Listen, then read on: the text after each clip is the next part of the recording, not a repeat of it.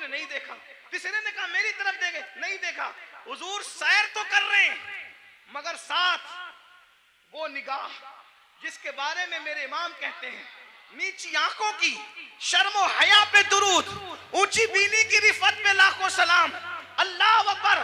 तालीम उम्मत के लिए सैर भी हो रही है, नजर नहीं भटक रही है, नजर अपने मकसद पे लगी हुई है। जब मस्जिद अक्सा पहुंचे और जिब्रील ने कहा या रसूलल्लाह आपने अच्छा किया, आपने उस बुढ़ी को नहीं देखा है, उस बुढ़िया को नहीं देखा। वो बुढ़िया जानते हैं जो बन सवर का सच सवर के आई थी कौन थी?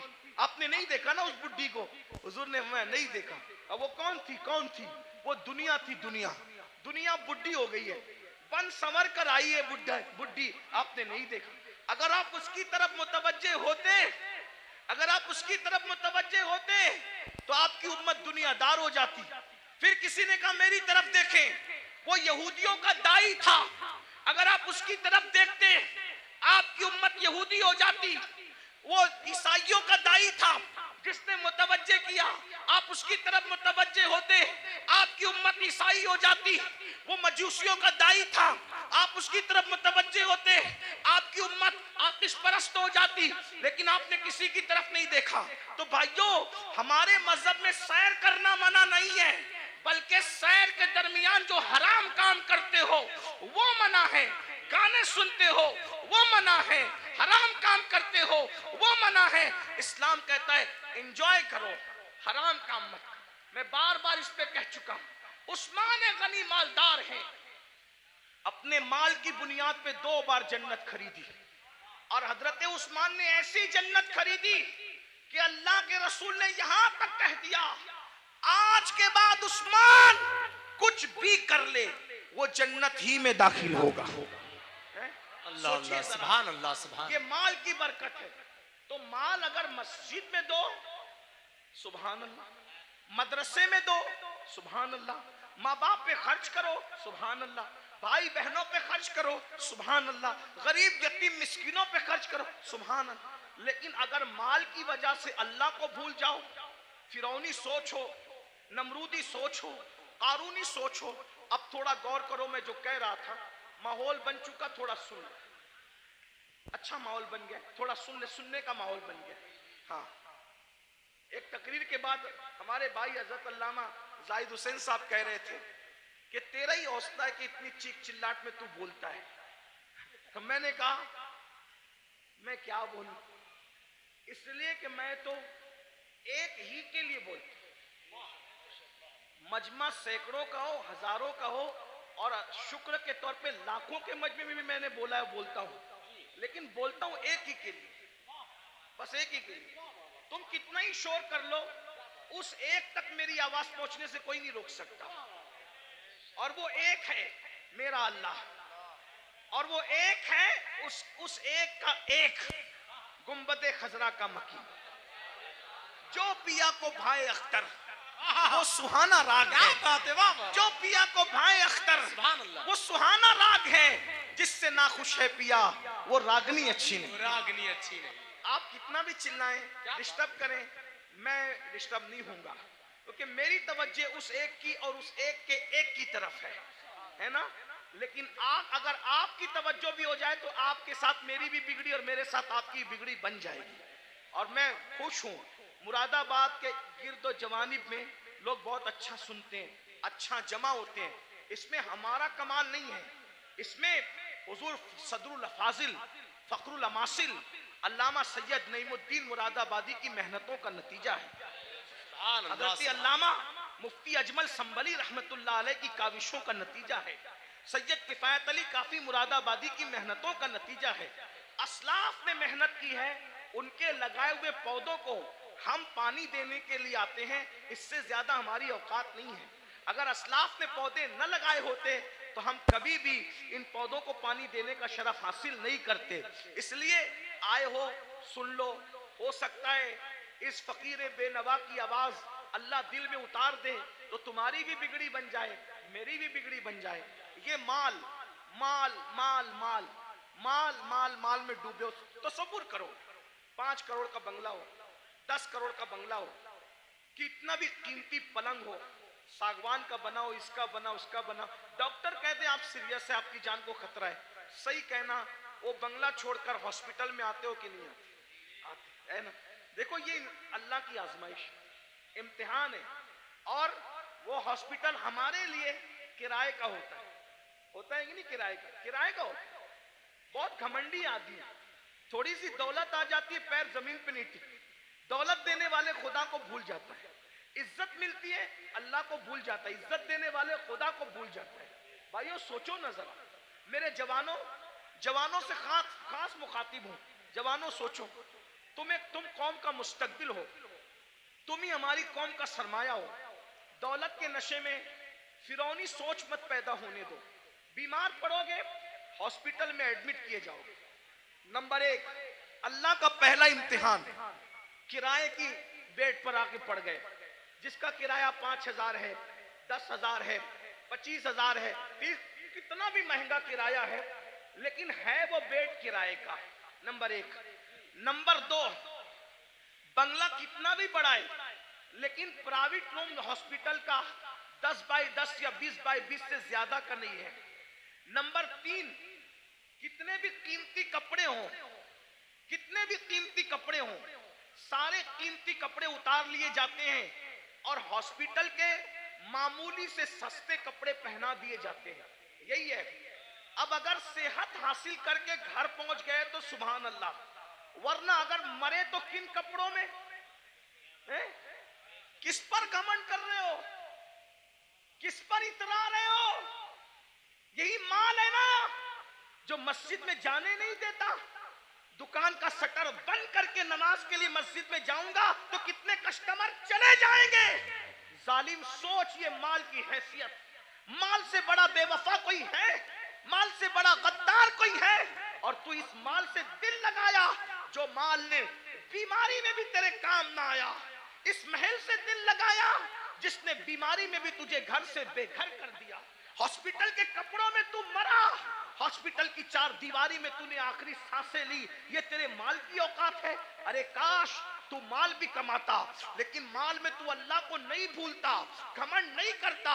माल कमाता, ज़कात देता, माल कमाता, नमाज पढ़ता, माल कमाता, गरीबों की मदद करता, माल कमाता, हज उम्रा करता, माल कमाता, लोगों को, कमजोरों को मजबूत बनाने की कोशिश करता। लेकिन अफसोस, इस माल ने मेरी कौम के जवानों को घमंडी कर दिया। उन भाइयों को आगे बढ़ने से पहले एक बात करता हूं, 2 बातें करके बात खत्म कर लूंगा। बस 2 बातें, आखिरी की 2 बातें, एक और एक सुने। एक बार बादशाह हारून रशीद हज के लिए निकला। हारून रशीद बादशाह हज के लिए निकला। न इधर उधर की तू बात कर, ये बता के काफिला क्यों लुटा। मुझे रहजनों से गरज नहीं, तेरी रहबरी का सवाल। पहले मिंबर पे बैठना सीख ले। तो अपनी औकात से बढ़ के कुछ नहीं कहूंगा, लेकिन बहुत दुख की बात है, मिंबर पे बैठना सीख ले। बस मिंबर पे तो अब हर आदमी को आप घुसा कर लाते हैं, मेयार भी मिंबर का खत्म। हमारे दादा मुर्शिद हुजूर मुफ्ती आजमीन के दौर में मजाल थी कोई अवाम में से पब्लिक पे मिंबर पे चढ़ नहीं। हुजूर मुजाहिद मिल्लत के दौर में मजाल थी, कोई मिंबर पे नहीं। यहां तो हाल यह है कि बस कोई मेयार ही नहीं। इन्ना लिल्लाहि, अल्लाह रहम करे। एक 2 बात सुने, बात खत्म करता। हारून रशीद जैसा बादशाह, वो सिर्फ करोड़पति, अरबपति, फैक्ट्री और जो है वो कारखानों का मालिक नहीं था। मुरादाबादी बर्तनों की फैक्ट्री उसकी नहीं थी, बल्कि वो इतना बड़ा बादशाह था कि वो बादलों को कहता था, बादलों को, ऐ बादलों जहां चाहो बरस जाओ, जहां चाहो बरस जाओ, तुम जहां बरसोगे मेरी ही हुकूमत होगी। इतना बड़ा हुकूमत का मालिक वो हारून रशीद। हज के लिए जब निकला ना, वो ये सब लोग जो डिंग डांग करते हैं ना, ये दुनिया के हुक्मरान, उसके सामने कुछ भी नहीं है। ये 25 लोग हैं, मैं किसी का नाम नहीं ले रहा हूं, बच्चे हैं।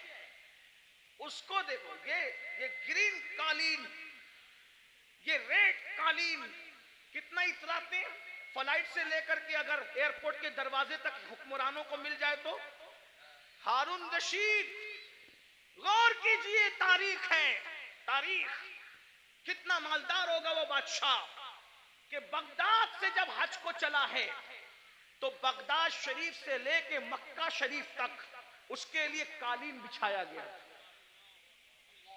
गौर करें, इतना मालदार आपके मुरादाबाद में अपने इंडिया में कोई नहीं होगा।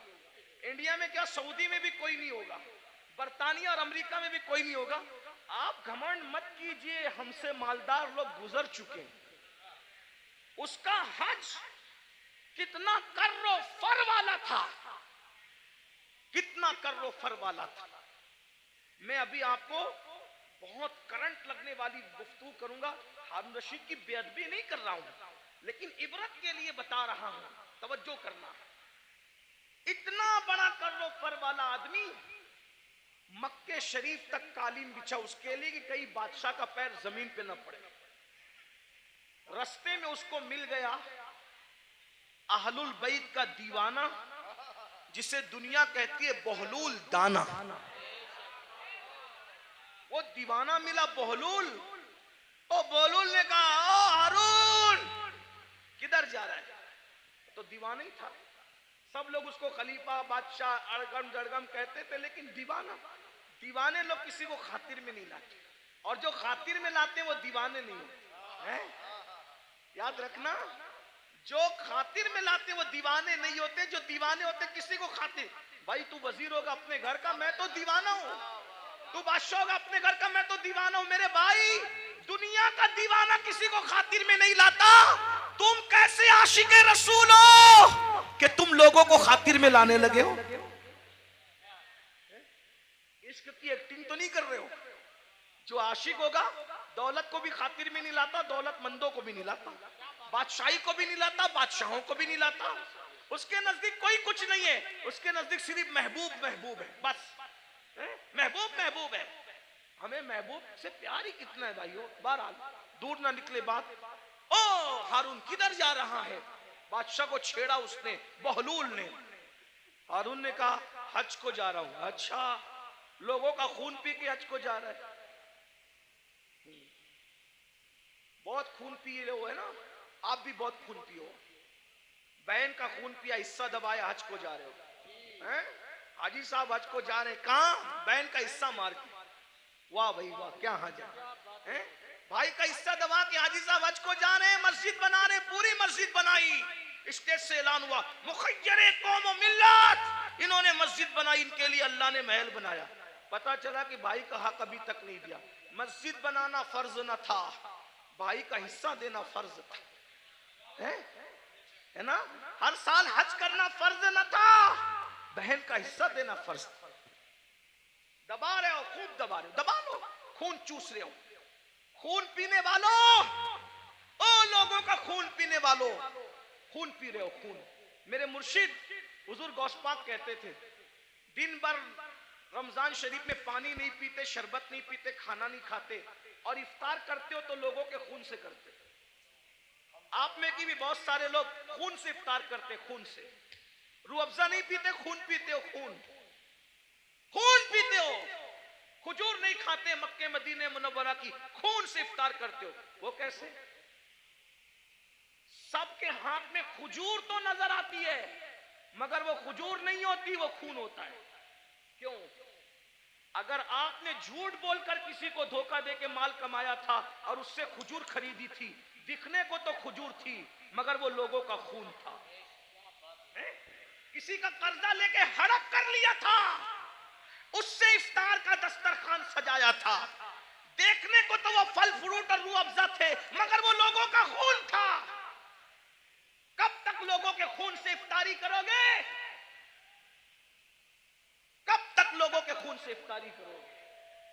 भूखे प्यासे रहने के सिवा कुछ नहीं मिलने वाला। गौस पाक फरमाते थे, लोगों के खून से इफ्तारी करते, हराम माल से इफ्तार करने वाले, तू लोगों के खून से इफ्तारी करता है।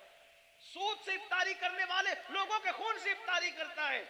यहां मैं मुसलमानों को कह दूं, मेरे भाइयों, नमक से इफ्तार कर लेना, नमक से, मगर किसी हराम के दस्तरखान पे कभी इफ्तारी करने मत जाना। वाह वाह, जिंदाबाद।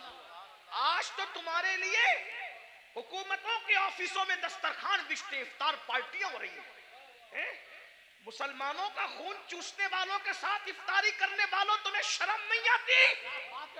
क़यामत के दिन रसूलुल्लाह को मुंह क्या दिखाओगे? और गैरत का सौदा न करो, गैरत का जनाजा न निकालो। नबी ये पाक का आशिक वो होता है, उसके बदन पर पेवन वाला लिबास तो हो सकता है, उसके बदन पर गुनाहों के धब्बे वाला लिबास नहीं होता। गैरत सीखो, गैरत। इकबाल ने कहा था, ऐ ताहिरे लाहौती, उस रिस्क से मौत अच्छी जिस रिस्क से आती हो परवाज में पहुंचाए। क्या बात है हजरत, जिंदाबाद जिंदाबाद, वाह वाह वाह। बहरहाल हारून से बहलूल ने कहा, मैं बहलूल की बात नकल कर रहा हूं, हारून की कोई तौहीन नहीं करो। अगर कोई हारून का चाहने वाला हो तो प्लीज वो मेरे ऊपर कोई इल्जाम नहीं। मैं सिर्फ हारून की बात इबरत के, और जो बात इबरत के तौर पे कही जाती है कोई बेहतरीन है, तो क्या लोगों का खून चूस के, बादशाह था ना भाई, खून चूस के जा रहा है आज को। हारून ने कुछ नहीं कहा। और बहलूल ने कहा, बड़ा घमंड है ना तेरी हुकूमत पर। अब भी सुनो आप, बहुत घमंड है तुझे अपनी हुकूमत पे, और तो होना भी चाहिए। बादशाह ने कहा होना भी चाहिए। ओ बहलूल पागल, तुझे क्या पता हुकूमत की लज्जत क्या होती है? पर मैं तेरी हुकूमत की हैसियत मेरे नजदीक एक गिलास पानी से ज्यादा भी नहीं है, गिलास भर पानी से ज्यादा नहीं है तेरी हुकूमत की कीमत। बहुत घमंड न कर, बहुत घमंड न कर। बहलूल की बात पर हारून ने हंसना था हंसा, जैसे हम लोग की बात पे भी लोग हंसते हैं। हम लोग जब इस तरह की बातें करते हैं लोग हंसते हैं, मौलवी लोग को देखो पागल हुए हैं, दौर इतना तरक्की कर गया, ये अभी तक यही करते हैं। कब्र में क्या होगा, हश्र में क्या होगा, और ये क्या होगा, वो क्या होगा। देखो दुनिया तरक्की कर रही है, दुनिया पिज्जे खा रही है, अभी ये कब्र के बिच्छुओं को लेके बैठे। ठीक है, जो कहना है कह लो, लेकिन नबी ने जो कह दिया वही होगा। पिज्जा खाने वाले हो, बर्गर खाने वाले हो, बिरयानी खाने वाले हो, या फाका करने वाले हो, या रोजा रखने वाले हो, कब्र में जाओगे। जिसके लिए नबी ने जो कह दिया सो वही हो करके रहेगा। मौजिज़ा मेरे नबी का कह दिया तो हो गया, आपने कतरे को दरिया कह दिया तो हो गया। तुम्हारे मुंह से जो निकली वो बात हो के रही, उन्होंने जो कहा वो हो करके रहेगा। और बहलूल ने कहा, तेरी हुकूमत की कीमत एक गिलास पानी से ज्यादा की नहीं है, बड़ा घमंड मत कर, इतरा मत। उसने कहा, एक गिलास पानी कहा? ये बता, हारून को कहा, बता अगर तू रास्ता भटक जाए, तो सफर में जाना हज के, रास्ता भटक जाए, खाना पीना खत्म हो जाए, तेरे सारे चमचे वमचे बिखर जाए, तू अकेला पड़ा रहे, पानी ना मिले, खाना ना मिले, मरने के करीब आ जाए, और उस वक्त तेरे पास कोई आके कहे कि हारून मैं तुझे एक गिलास पानी पिलाऊंगा, बोल कितने में खरीदेगा? बोल कितने में खरीदेगा एक गिलास पानी? वो पानी पिलाने वाला बोलेगा, मैं आधी हुकूमत दे मांगता हूं तुझसे और एक गिलास पानी तुझे देता हूं, बोल खरीदेगा कि नहीं खरीदेगा? हारून ने कहा, ओ पगले बहलूल, जान है तो जहान है, अगर मर गया तो कहां हुकूमत में रहेगी और क्या क्या रहेगा? तो मैं एक गिलास पानी को आधी हुकूमत दे के खरीद लूंगा, क्योंकि भाई आधी दे के खरीदा, आधी तो बची, आधी से तो लुत्फ उठाऊंगा। का वो गिलास भर पानी पिया ही था कि पेशाब लगी आधे घंटे, 2 घंटे के बाद, और पेशाब लगी, अब पेशाब निकल नहीं है बाहर, लगी तो है, प्रेशर तो आ रहा है, बाहर निकलती नहीं पेशाब। ऐसे में कोई आकर कहे, मैं ऐसा नुस्खा जानता हूं, अगर वो चुटकी तुझे खिला दूं तो अभी पेशाब हो, लेकिन वो नुस्खा जो चुटकी भर खिला करके तुझे पेशाब करवाना है, आधी हुकूमत देगा तो मैं वो नुस्खा तुझे दूंगा, वरना नहीं दूंगा। बोल पेशाब करने के लिए वो आधी हुकूमत दे के नुस्खा लेगा कि नहीं लेगा? कहा बिल्कुल लूंगा, क्योंकि जान है तो जान है, इसलिए कि हुकूमत ना रहेगी जिंदगी तो रहेगी। तो कहा अल्लाह से डर, जिस हुकूमत की कीमत एक गिलास पानी नहीं, उसको तू इतना चाहता है कि अल्लाह को भूल गया है? बताओ हारून रशीद की कब्र पर कितने लोग जाते हैं फातिहा करने? कितने लोग हारून रशीद के नाम पे न्यास करते हैं? हारून रशीद के नाम पे कितने लोग जलसा करते हैं? कितने लोग जुलूस करते हैं?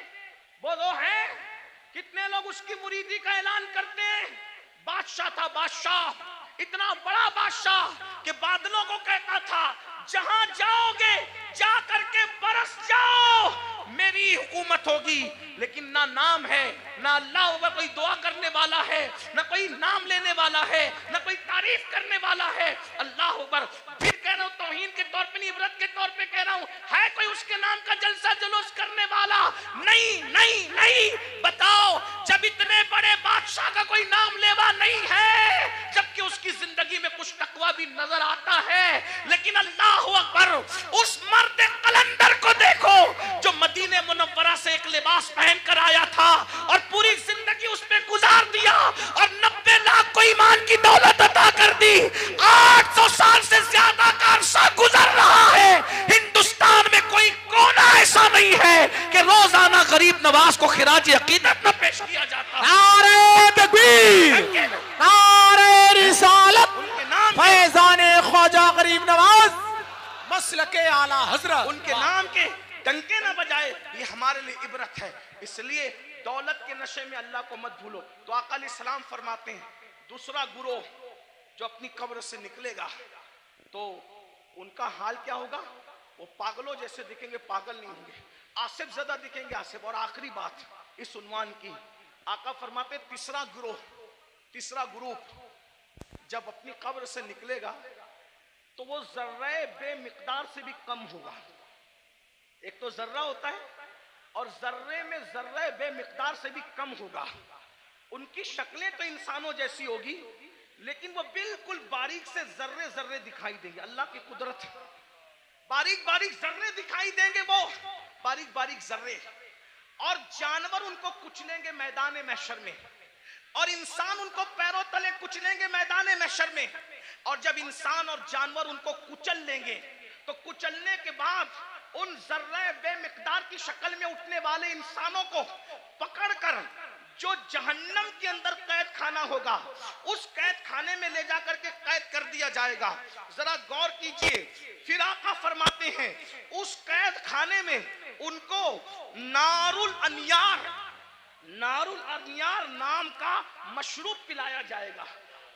एक तो जर्रे बेमिकदार में उनको उठाया जाएगा, इंसान और फरिश्ते उनको पैरों तले कुचलेंगे, फिर उनको पकड़कर जहन्नम के कैद खाने में ले जाया जाएगा, उसमें उनको नारुल अनियार पिलाया जाएगा। सहाबा ने पूछा, या रसूल अल्लाह, ये नारुल अनियार क्या है? तो आका फरमाते हैं ये जहन्नमियों का खौलता हुआ पीप है जो उनके जिस्म से निकलेगा, और जहन्नम की सड़ी हुई आग है जो उनकी गिज़ा बनेगी। सहाबा ने पूछा, आका, वो जर्रे बेमिकदार वाले लोग और वो जहन्नम के अंदर कैदी लोग, नारुल अनियार पीप पीने वाले लोग, जहन्नम की सड़ी हुई आग खिलाई जाने वाले लोग, वो कौन होंगे? तो आका फरमाते हैं वो दुनिया में वो लोग होंगे जो घमंड करते होंगे, तकब्बुर करते होंगे। मैं चौधरी, चौधरी का बेटा, मैं मालदार, मालदार का बेटा, मैं पढ़ा लिखा, पढ़ा लिखे का बेटा। इल्म पर घमंड करने वाले, अमल पे घमंड करने वाले, नसब पे घमंड करने वाले, तकवे पे घमंड करने वाले, किसी किस्म का घमंडी होगा,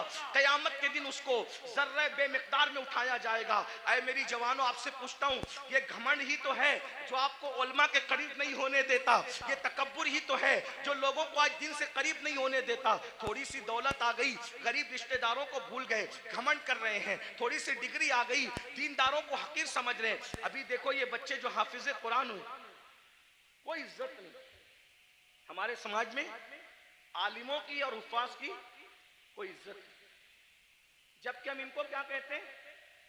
नायबे रसूल।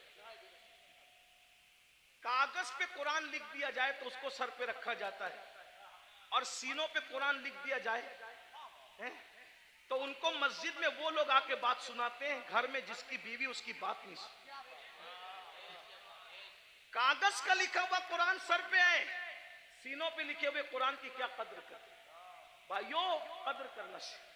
ये जो बेकदरी उलमा की करते हो, बेकदरी हुफ़ाज़ की करते हो, दीनदार तबके, आप लोग नहीं करते, आप लोग तो बहुत मोहब्बत करते हैं।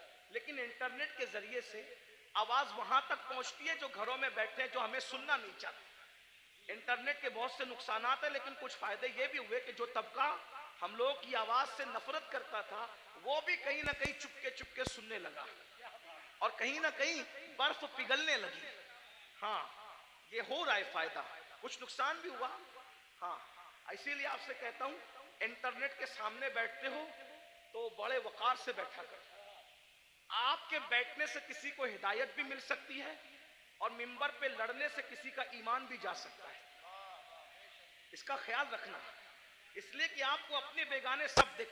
आपकी छोटी सी मिंबर पर की हुई झड़प किसी ईमानदार को कुफ्र तक ले जा सकती है, इतना याद रखना। इसलिए जरा होश से मिंबर पे कोई लड़ने आए तो उससे हाथ जोड़ के कहो मैं हार गया, तू जीत गया। इसलिए कि मैं हारा हुआ कहलाऊंगा चलेगा, लेकिन मेरी वजह से कोई मेरे मसलक और मजहब से बेजार होकर के कुफ्र की तरफ जाए, मुझे ये गवारा नहीं। इसका ख्याल रखा जाए, बहुत हमें ख्याल करना होगा, क्योंकि हमें लोग देखती है, दो आंखें देखती है तो लोग इतना मोहतात होते हैं, ये हजारों आंखें देखती। ये इंटरनेट की जो है वो नहुसत या जो वो निफासत कुछ कम नहीं है, इसकी नहुसत भी बुरी है, इसकी निफासत भी बड़ी है। लेकिन इतना याद रखें, ये दो आंखें नहीं देखती इंटरनेट पे बैठने वालों को, करोड़ों आंखें देखती है, और आप उनका तसव्वुर नहीं कर सकते कि कौन कौन देखता है।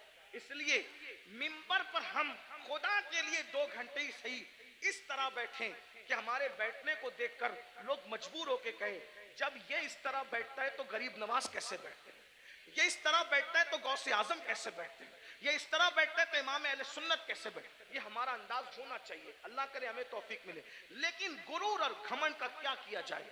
आज हमारा जवान तबका, नई नस्ल उलमा का मजाक उड़ा रही है, हुफ्फाज की इज्जत नहीं कर रही है। मेरे जवानों, अगर दौलत के नशे में घमंड किया, हुस्न के नशे में घमंड किया, किसी भी किस्म का तकब्बुर किया, तो अल्लाह के रसूल फरमा रहे, कब्र से जर्रे बेमिकदार की शक्ल में उठोगे, बेमिकदार, और पूरा मैदान महशर तुम्हें पैरों तले कुचलेगा, जहन्नम की कैद में डाले जाओगे, नारुल अनियार जहन्नम का पीप खोलता हुआ पिलाया जाएगा, जहन्नम की सड़ी हुई आग खिलाई जाएगी। इसलिए खुदा के लिए घमंड छोड़ दो, तकब्बुर छोड़ दो, और सोचो मैं इंसान हूं और सिर्फ इंसान, मैं इंसान हूं और सिर्फ इंसान हूं। और इंसान क्या है? मिन नुत्फा, इंसान को अल्लाह ने नापाक कतरे से पैदा किया, इंसान को अल्लाह ने सड़ी हुई मिट्टी से पैदा किया। मेरे भाई, सड़ी हुई मिट्टी और नापाक कतरे से तू पैदा हुआ है। अगर इबादत करके तू अल्लाह को मना ले तो तू फरिश्तों से बेहतर है, और अगर तू अल्लाह को राजी न कर सका तो फिर माज़अल्लाह तू जानवरों से भी बदतर है। जो आखिरी बात कहने के लिए कहा था, वो आखिरी बात ये है, इमाम गजाली के उस्ताद थे, इमाम गजाली के उस्ताद, गजाली जैसी हस्ती जिसने 500 से ज्यादा उस दौर में किताब लिखी, आज से 900 साल पहले, और उनकी किताबें आज भी दुनिया में मौजूद है। तो इमाम गजाली के उस्ताद थे, उनके सामने एक नौजवान छोकरा लड़का अकड़ के चल रहा था। कुरान कहता है, वला तमशी फिल अर्दी मरहा, जमीन पे अकड़ के मत चलो, अकड़ के मत चलो। आजकल के लड़के बाइक पे बैठते हैं, थोड़ा जिम विम करके बाजू बना लिए हैं, तो वो बाजुओं पर फूल पत्तियां पता नहीं क्या क्या बना लेते हैं। ये हराम है, हराम। अल्लाह के रसूल अलैहि सलाम ने फरमाया, गूंदने वालों पर और गुंदवाने वालों पर, दोनों पर अल्लाह की लानत। हाँ, ये गूंदने गुंदाने का सिलसिला पहले इस्लाम के दुश्मन लोग करते थे, हमारा काम नहीं है। गूंदना गुंदवाना हमारा काम नहीं। हमारे बाजुओं पर निशान नहीं होते, हमारे चेहरों पर सजदों के निशान होते हैं, और वो भी काले निशान नहीं, अनवार के निशान होते हैं, चमक होती है। सीमाहुम फी वुजूहिम मिन असरिस सुजूद, चेहरे चमकते हैं। जिम करो, मजबूत बनो, ताकतवर बनो। मैं तो कहता हूं, हमारा मजहब ताकतवर लोगों का मजहब, हमारे कमजोर लोग हैं ही नहीं। हमारा अल्लाह भी ताकत वाला, ला हौला वला कुव्वता इल्ला बिल्लाह, हमारा अल्लाह ताकत वाला, हमारे रसूल ताकत वाले। एक शख्स ने मुझसे ट्रेन में कहा कि मेरे फौला ने हिमालय उठाया। मैंने कहा अच्छी बात, लेकिन मैं मुतासिर नहीं। क्यों? मैंने कहा मेरे नबी ने सिर्फ हिमालय नहीं, पूरी कायनात का बार उठा रखा है। और मेरे इमाम कहते हैं, जिसको बारे दो आलम की परवाह नहीं, ऐसे बाजू की कुव्वत पे लाखों सलाम। अंदाजा कर उनकी उंगली के इशारे का, जबल अबू कुबैस पे खड़े होकर इशारा करते हैं तो चांद टुकड़े हो जाता है। जिसके इशारे की इतनी कुव्वत है, उसकी उंगली की कितनी कुव्वत होगी? उंगली की इतनी कुव्वत है तो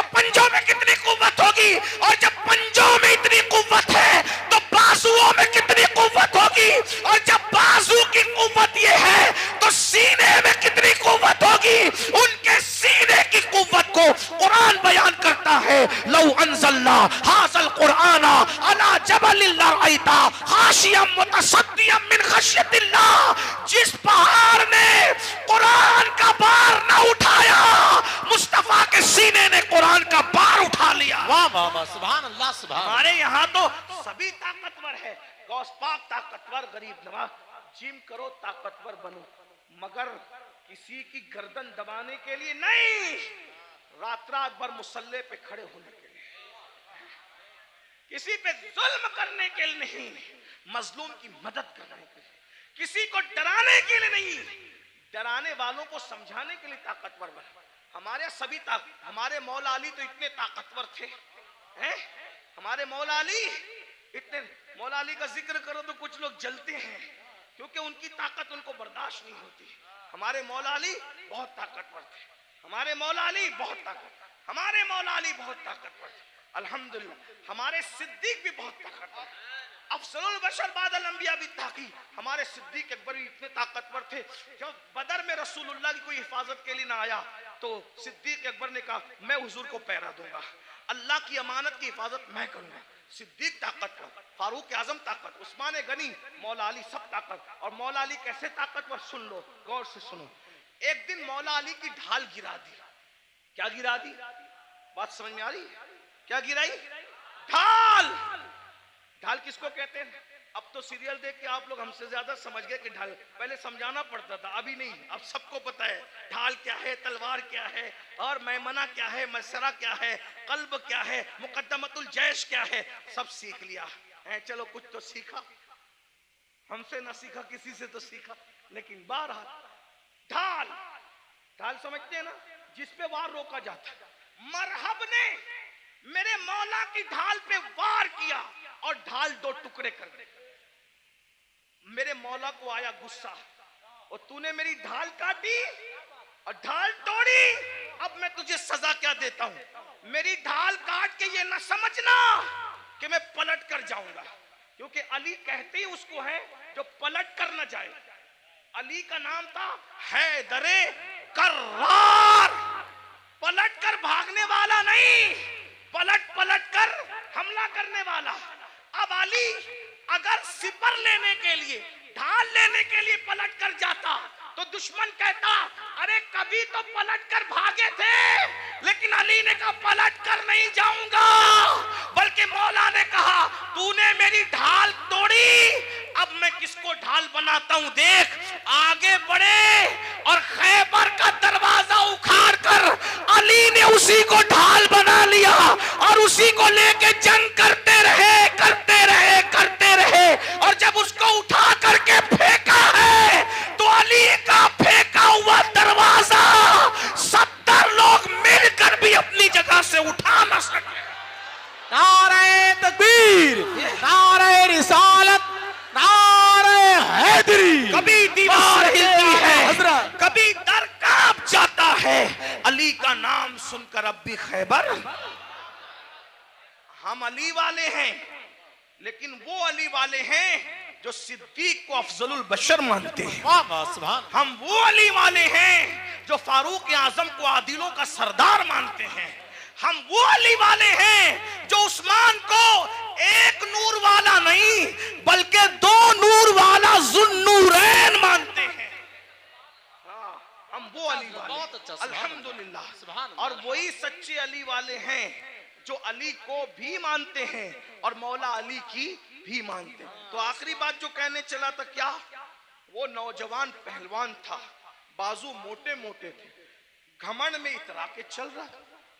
अल्लाह को इतरा के चलना पसंद नहीं, इतरा के चल रहा था। इमाम गजाली के उस्ताद ने कहा ए लड़के, इतरा कर घमंड से मत चल। उसने पलट कर नसीहत नहीं मानी और हजरत को कहा आप मुझे जानते हैं मैं कौन हूं, आप मुझे जानते हैं मैं कौन हूं। इमाम गजाली के उस्ताद ने कहा बेटा अच्छी तरह जानता हूं कौन है। कहा कौन हूं मैं? फरमाया तेरी इब्तिदा पानी का नापाक कतरा है और तेरी इंतहा कब्र की सड़ी हुई मिट्टी है, इससे ज्यादा तेरी कोई औकात नहीं है। बस मेरी भी गुजारिश यही है, हम पानी के नापाक कतरे से पैदा हुए, इतना नापाक, इतना नापाक, इतना नापाक जबान हया इजाजत नहीं देती, कितना नापाक, लेकिन एक जुमला हया के पर्दे में सुन ले, इतना नापाक है कि बाहर निकल आए तो गुस्ल फर्ज कर दे, इतना नापाक। और कब्र की वो सड़ी हुई मिट्टी जिसमें कीड़े मकोड़े हैं, ये हमारा हाल है। अगर अल्लाह नाराज है तो ये हाल है, और अगर अल्लाह को मना लिया तो फिर कोई सड़ी हुई मिट्टी नहीं है, कोई सड़ी हुई। अगर अल्लाह को मना लिया तो मिट्टी नहीं, सड़ी हुई नहीं, बल्कि इंशाअल्लाह कफन को भी मिट्टी का धब्बा ना लग सकेगा। अगर खुदा को मना लिया, आओ आज अहद करो। शाबान का महीना चल रहा है, अल्लाह के रसूल रजब से ही तैयारी करते थे रमजान शरीफ की। नेकियों का मौसम बहार आने वाला है, बरकत वाला महीना। एक नेकी 70 के बराबर, फर्ज 70 फर्जों के बराबर। रोजा रखना, गुनाह से बचना। एक बात ये भी बता दूं, जो रमजान शरीफ में गुनाह करता है, अल्लाह के रसूल फरमाते हैं कि अल्लाह उसके 1 साल की नेकियों को बर्बाद कर देता है। रमजान शरीफ में एक गुनाह, ये कहां से मैं पढ़ रहा हूं, अल मौजमुल औसत से हदीस पढ़ रहा हूं। हाँ, जो रमजान शरीफ में एक गुनाह करे, अल्लाह उसके 1 साल की नेकियों को बर्बाद कर देता है। इसलिए रमजान शरीफ में जहां मुस्लिम अक्सरियत है, बड़ा मजा आता है। हमारे गांव में भी बड़ा मजा आता है, 80% हुजूर के गुलाम रहते हैं, मजा आता है। मुंबई में भी रमजान शरीफ का मजा आता है, मुरादाबाद, संबल, इधर भी रमजान शरीफ का मजा है ना। क्या बाजार सजते हैं, क्या इफ्तार लगती है, लेकिन ये बाजार है। असल रमजान शरीफ की बहार उसकी है जो गुनाह से बच जाए, इबादत करके अल्लाह को राजी कर। क्या बात है हज़रत, सुभान अल्लाह। रोजा रखना, हो सके तो रमजान शरीफ में तहज्जुद, सहरी को उठती है तो तहज्जुद का एहतिमाम करना। मेरे आका फरमाते हैं जो तहज्जुद पढ़ता है, आका फरमाते हैं इंशाअल्लाह वो बेहिसाब जन्नत में दाखिल होगा। तो नहीं साल भर पढ़ सकते तो रमजान शरीफ में 2 ही रकत पढ़ लेना, ज्यादा उसके यहाँ बहुत ज्यादा की जरूरत नहीं है, वो बहुत थोड़े अमल पे राजी हो जाते हैं। सहरी में उठो, जल्दी से 5 मिनट पहले उठ जाओ, वुजू करो, 2 रकत पढ़ो तहज्जुद, दोनों में 3-3 बार बोलो अल्लाह पढ़ो, और अल्लाह से कहो। अल्लाह कहता है मैं पहले आसमान पे तजल्ली करता हूँ, पहले आसमान पे रात के आखिरी हिस्से में तजल्ली करता हूँ और कहता हूँ मांग क्या मांगता है, जो मांगेगा तू, तो जो मांगते हो। लेकिन उस वक्त तो सहरी में आप क्या करते हैं, उस वक्त भी आप व्हाट्सएप, लोग उस वक्त भी ऑनलाइन रहते हैं, जरूरत के तहत रहते हो, अच्छी बात है। उस वक्त अल्लाह फरमा रहा है मांग मैं दूंगा, आप ऑनलाइन हो। इफ्तार के वक्त तो आवाज आ रही है जो मांगेगा दूंगा, आप ऑनलाइन हो।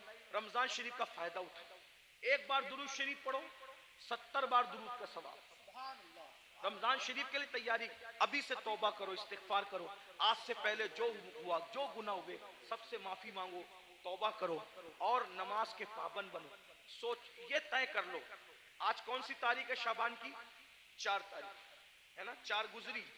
ये 4 क्या है पता है तुम्हें, ये 4 शाबान तुम्हारे और मेरे इमाम हैं, इमाम हुसैन की विलादत की तारीख है। सुभान अल्लाह, सुभान अल्लाह। मौलूद हुसैन पाक का दिन गुजरा आज, मिलाद हुसैन, सैयदा के आंगन में जो दूसरा फूल खिला था, हैं, गौर कीजिए। तो आज से ये अहद कर लो कि मैं नमाज की पाबंदी करूंगा, लेकिन नमाज पढ़ूंगा तो किसके पीछे, जिसका अकीदा मेरे अकीदे की तरह हो, उसके पीछे नमाज। यानी मैं नबी को जिंदा मानता हूं तो मुझे इमाम भी वही चाहिए जो नबी को जिंदा मानता है। मैं नबी को आलिमे माकाना व मा यकून मानता हूं तो मुझे इमाम भी वही चाहिए जो नबी को माज अल्लाह पीठ के पीछे इल्म का ताना ना दे, बल्कि नबी को वो ये माने कि ये सब चीजें तो बहुत छोटी मोटी है, जिसकी निगाह से खुदा की जात ना छुपी, उसकी निगाह से कौन सा इल्म छुप सकता है। सुभान अल्लाह। और अगर बरेली के ताजदार के लहजे में कहे तो यूं कह ले कि और कोई गैब क्या तुमसे नेहा हो भला, जब ना खुदा ही छुपा तुम पे करोड़ों दुरूद। तो इमाम कौन सा चाहिए, बस ये जो आपका अकीदा वो आपके इमाम का अकीदा। बस आखिरी बात कह दूं, लोग क्या करते हैं, मैं तो नबी को जिंदा मानता हूं, मैं तो नबी को हाजिर और नाजिर मानता हूं, मैं तो नबी को अफजलुल रुसुल मानता हूं, मैं तो नबी को खैरुल बशर मानता हूं, लेकिन मैंने हर किसी के पीछे नमाज पढ़ लेना। मैंने कहा भाई, जिस मुवक्किल का वकील, जिस मुवक्किल का वकील उसके खिलाफ हो, उसका मुकदमा वो कैसे जीत सकता है। मिसाल के तौर पर बात इतनी है कि मुवक्किल किसको कहते हैं, जिसके आगे वकील खड़ा हो। मुवक्किल कहे मैंने कत्ल नहीं किया और वकील कहे कि मेरे मुवक्किल ने कत्ल किया, तो बोलो बचाएगा कि फंसाएगा? हैं? मौकील अलग बोल रहा है, वकील अलग बोल रहा है, बचाएगा कि फंसाएगा? अरे जब दुनिया की कोर्ट में मौकील और वकील की अलग अलग बात फंसा देती है, तो कुदरत की अदालत में इमाम का